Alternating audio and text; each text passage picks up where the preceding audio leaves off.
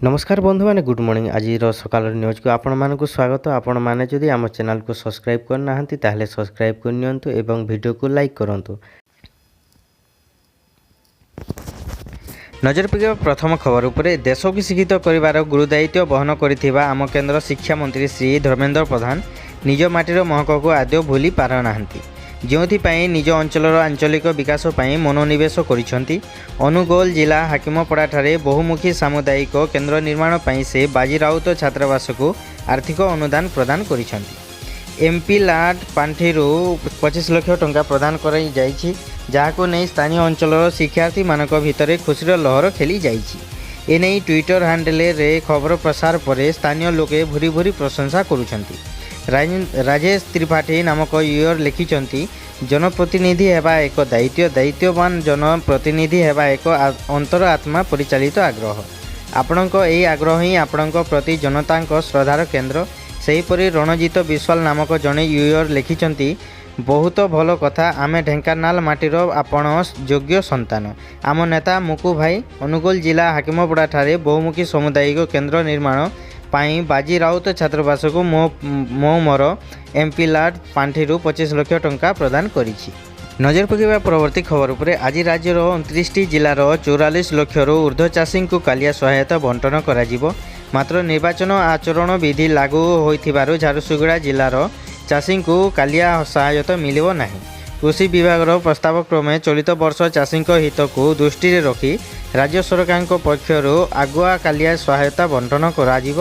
प्राय 44 लाख ऊर्ध्व चाषी को 900 कोटी टंका बंटन करा रही।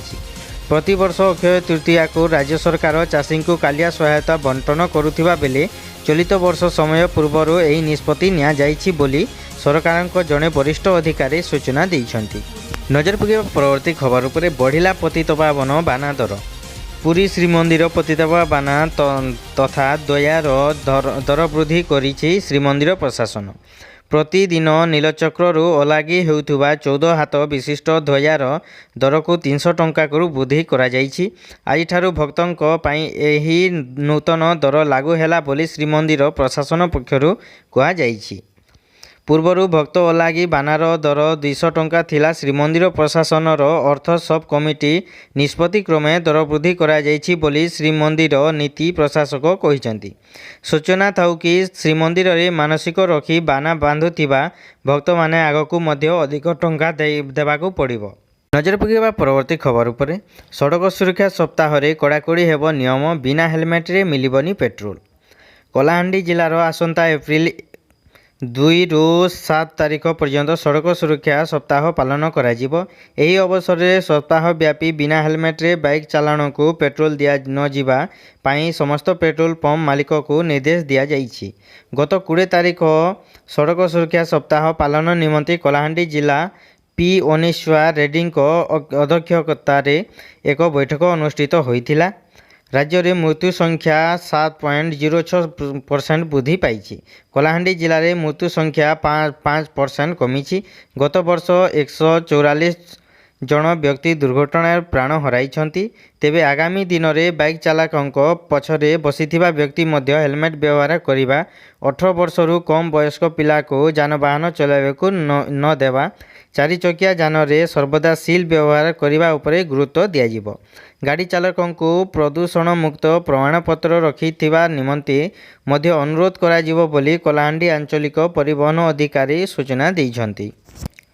नजर पकेबा परवर्ती खबर उपरे ओडिशा रे गड़िबो मेट्रो ट्रेन प्रस्ताव को अनुमोदन दिले मुख्यमंत्री।